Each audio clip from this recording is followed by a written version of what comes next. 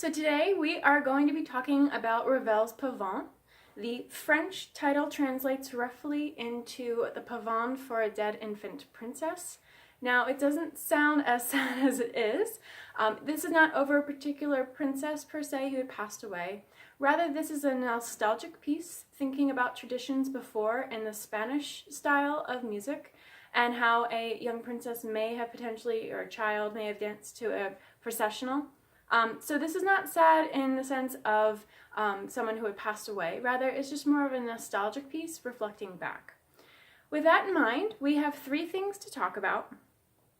One is you're planning your breaths. Two is learning to use your airstream in the tenor range. And three is ending the piece. We are going to start with planning your breaths. Now this is a slower piece. It moves very gradually, and there's a lot of long phrases. However, because of the slur markings in this, a lot of the times what I hear when people play this is there may be a break. And if you don't plan your breaths properly, you may end up breaking too many times and it breaks the phrase. So for instance, I'm going to play a little section in the middle, breaking it up into the little chunks that you see, rather than thinking about the long phrase. This is what you don't want to happen.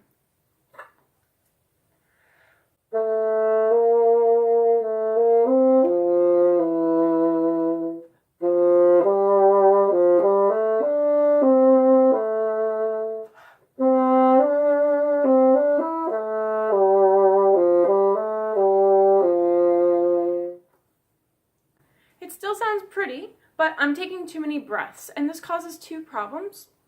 One, it breaks the phrase, so it doesn't feel as connected, it feels a little chunked.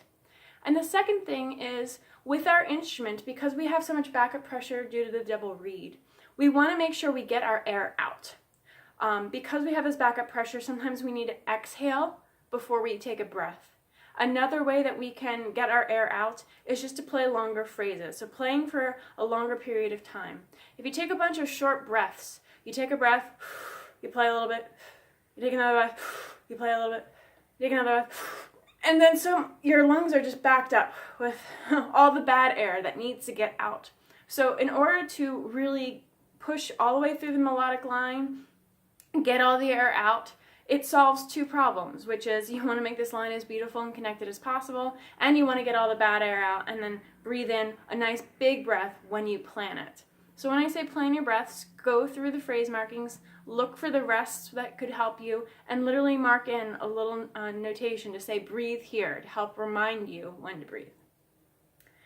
The second thing is playing in the tenor range. Now, when we say the tenor range, usually this means when we start thinking about reading in tenor clef. So usually this is around the C above the staff and up. Now, not all the way up into the high register, but C to G, C to A. This is an area where a lot of composers like to place the bassoon to do solos, and this is one of these pieces.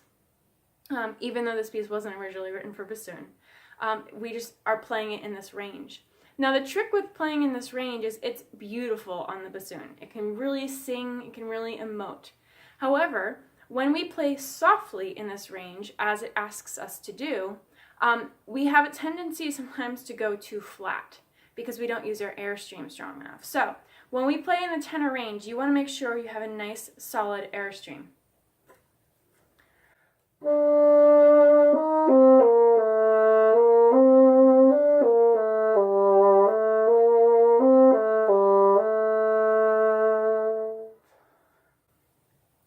So all the way through that, I was going with a nice solid airstream.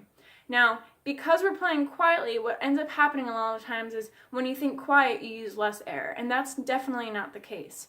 In this particular instance, the tenor range, when you use less air, will be affected a lot. I'm going to play certain notes that are in the tenor range, and I'm going to just use my air a little solidly, and then I'm going to relax it a little bit, and you're going to hear how the pitch changes, and I'm not doing anything here. This is all based on air alone.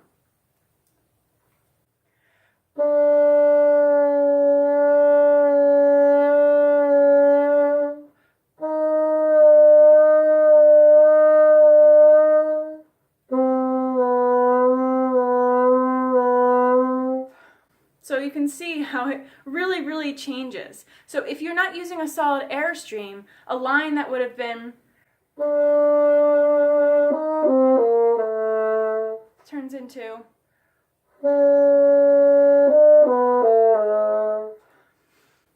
so really make sure you have a nice solid all the way through. The way I like to describe it is if you're taking a coffee stirrer, has very small space and you're trying to blow through it. So you have to put a lot of force, but only a little bit of air is coming out. So all the way through. So don't give up, even though it is piano, that air needs to be solid all the way through. And then the last thing is, in this entire piece, we're in the upper register of the tenor or the top of the clef. We hover around right around the top of the line, the B flat, C, A, G, going up a little bit higher. Then at the very, very end of the piece, we finally go down into the bass clef range.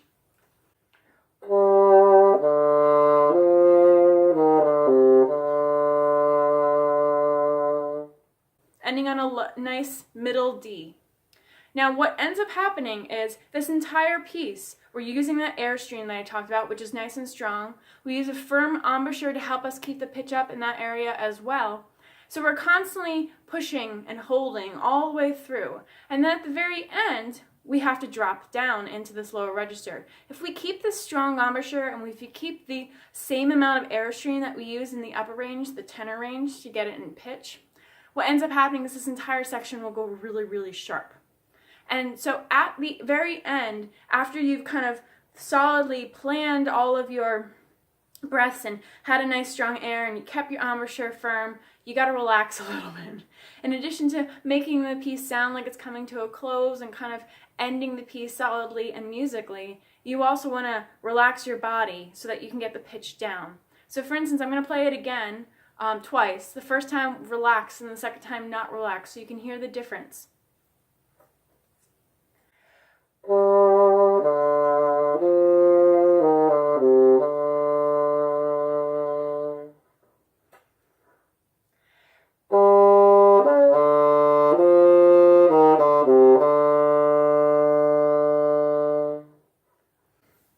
I also play that a little bit louder, and the reason for that is at the second time. Usually by the end of the piece we get a little tired. So we're really trying to keep everything steady, and what ends up happening is we use a little bit more air, a little bit more embouchure because we're exhausted. And that ends up making things a little louder, it makes everything a little bit sharper. So you want to back off a little bit on your embouchure, on your, not necessarily airstream constant, but keep it in a fashion that is not so strong. So use a tuner, balance it out, see how it sounds, and particularly practice playing a long D, sustaining, and then trying to date crescendo even further. So when you think about this entire piece, practice it in small chunks. Practice this D, practice ascending, and then when you run all the way through, definitely keep an eye on the tuner, because the end of the piece is really important. You want to end solidly, you want to end in tune. It's the last note people hear, but this makes it a little tricky because we're suddenly going much lower than we were for the rest of the piece. All right. So for Pavane, remember a few things. 1, plan your breaths, mark them in, so figure out where you're going to breathe and make sure you try to do longer phrases so you get all the bad air out. 2, when you are playing in the upper range, make sure your airstream is really constant all the way through, even though it is piano, because you really want to make sure that you keep the pitch up, because that's the area of the bassoon that just without the airstream is going to go real flat. And then lastly, you want to look at the ending.